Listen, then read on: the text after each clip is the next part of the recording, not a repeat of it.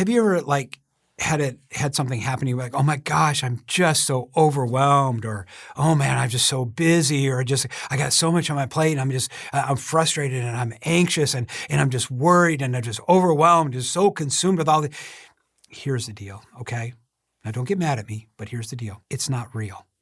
Now, listen, I did not say you don't really feel that way. I didn't say it's not really a real feeling, but really those things right there are based on stories that we're actually telling ourselves. And so what I realized is that it's not really based on outside circumstances that happen, but it's really this internal story that you tell yourself.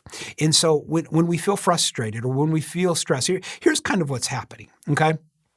Is that when you feel stressed, typically what's happening is that concerns are going up and your confidence is lowered, right? Frustration, good or bad?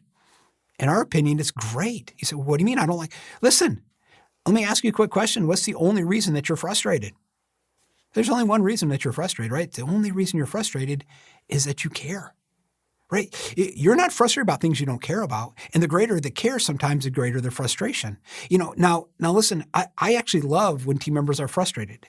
You say, what are you talking about? Absolutely. See, because it's just telling me that you care. Okay, now listen, but the problem is we don't know what to do with it. And the blessing of a frustration is this right here, is that it gives you this gift called energy. So you're frustrated and boom, you have this energy. Now, people take this energy and you can either take this energy and you can complain, which is one strategy, or you can learn how to take this same energy and you can create. Okay, so when you're frustrated, you just ask yourself, okay, well, why am I frustrated? And then you want to ask yourself, okay, what do you really want for yourself, the person, the circumstance? What is it that you really want? Now, here's what's amazing. When people are frustrated and I ask them, hey, what do you want? They don't even have an answer to that. And listen, here's the deal, is that if you don't know what you want, you'll never fix it. So just ask yourself, okay, what do I really want for myself, the person, or the circumstance? And then the magic last question is like, okay, what's one thing you can do in the next, say, 24 hours to get something closer to what you want, either change the circumstance or just what's one thing you can do. The problem is people get frustrated, they get under the stress, and then they just bake in it.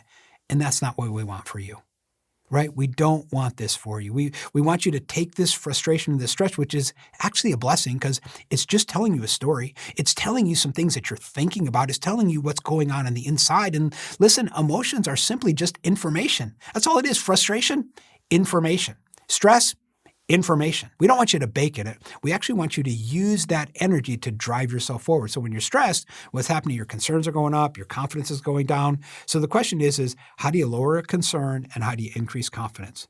How do you lower a concern? How do you increase confidence? And the answers to those two questions actually create your to-do list. Because what you can do is you can actually use stress and frustration to become a to-do list. Now, here's what's fascinating, okay? Say you're anxious or say you're bothered, irritated, frustrated about something, right? And somebody comes to you and says, hey, listen, don't be frustrated. You shouldn't be frustrated. This and this and this is going well. You shouldn't be frustrated. Does that ever change your frustration? Like if you do that to me, I'm pissed off, right? I'm mad. Like that does not help me, okay? So the idea is that only you know what you're frustrated about. And so if only you know what you're frustrated about, you're the only one that can fix it. But what happens many times with teams is people don't take ownership of their frustrations, their stress, their annoyances, their bothers, right? It's like, I'm frustrated and you guys need to blame. My boss needs to blame. Well, if this company would just blame it.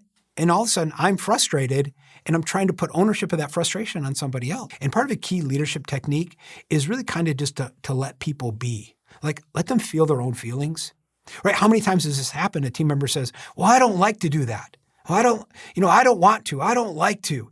And then the leader spends all their time trying to make it so they like it. Well, stop playing that game. The key with leadership is really to let people own their own emotions. Don't try to fix their emotions and, just manage outcomes, manage the results. And I think you do that for ourselves personally. Like I just want to manage my results because the reality is I never fail.